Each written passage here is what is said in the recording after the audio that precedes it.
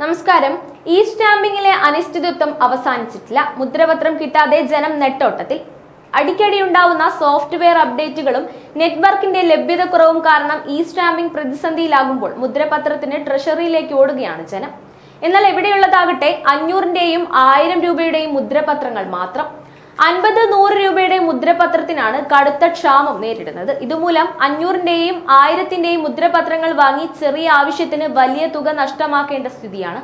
2025 March 31 വരെ ട്രഷറികളിലും വെണ്ടർമാരുടെ കയ്യിലുമുള്ള പഴയ മുദ്രപത്രങ്ങൾ വിൽക്കാമെന്ന സർക്കാർ ഉത്തരവുള്ളതാണ് ഏക ആശ്വാസം. നേരത്തെ മുദ്രപത്രം വാങ്ങിക്കുന്ന സമയത്ത് വാങ്ങിക്കുന്നയാളിന്റെ പേരും ഫോൺ നമ്പറും മാത്രമാണ് രേഖപ്പെടുത്തിയിരുന്നത്.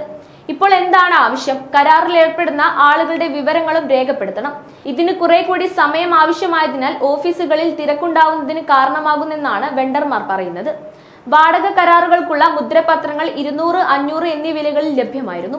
ഇപ്പോൾ സോഫ്റ്റ്വെയർ സംവിധാനം വന്നതോടെ 500 രൂപ മുതൽ മുകളിലോട്ടുള്ള തുകയ്ക്കാണ് ഈ മുദ്രപേപ്പറുകൾ ലഭ്യമാക്കുന്നത്. ഇന്നും ആവശ്യക്കാർക്ക് വെല്ലുവിളിയാവുകയാണ്. വെണ്ടർമാരിൽ ഏറെയും പ്രായമുള്ളവരാണ്. ഓൺലൈൻ സംവിധാനത്തെക്കുറിച്ച് പലർക്കും ധാരണ കുറവുണ്ട്. സർക്കാർ തലത്തിൽ ഇതിനായി പരിശീലന പരിപാടികൾ സംഘടിപ്പിച്ചിരുന്നു. ഇനിയും പരിശീലന ക്ലാസുകൾ സംഘടിപ്പിക്കണമെന്നാണ് വെണ്ടർമാരുടെ സംഘടനകൾ ആവശ്യപ്പെടുന്നത്. നെറ്റ്വർക്കിലെ പ്രശ്നങ്ങൾ കാരണം ഈ സ്റ്റാമ്പിങ്ങിനായി OTP ജനറേറ്റ് ചെയ്യുന്നതിലും പ്രതിസന്ധികൾ നിലനിൽക്കുന്നുണ്ട്. സോഫ്റ്റ്വെയറിലെ ഇടയ്ക്കിടെയുള്ള അപ്ഡേറ്റുകളും പ്രതിസന്ധിയാകുന്നുണ്ട്. ഒരേ വിലയുടെ മുദ്രപത്രങ്ങൾ വിവിധ ആവശ്യങ്ങൾക്കായി ഉപയോഗിക്കുന്ന പതിവ് നേരത്തെയും ഉണ്ടായിരുന്നു. ഇപ്പോൾ ഈ സ്റ്റാമ്പിംഗ് വന്നതോടെ രജിസ്റ്റർ ചെയ്യുന്ന സമയത്ത് രേഖപ്പെടുത്തുന്ന ആവശ്യത്തിന് മാത്രമേ ഉപയോഗിക്കാൻ സാധിക്കുകയുള്ളൂ. ഈ സ്റ്റാമ്പിങ്ങിലെ പ്രതിസന്ധികൾ ചൂണ്ടിക്കാട്ടി കഴിഞ്ഞ ദിവസം ധനമന്ത്രിയെ കണ്ടിരുന്നു.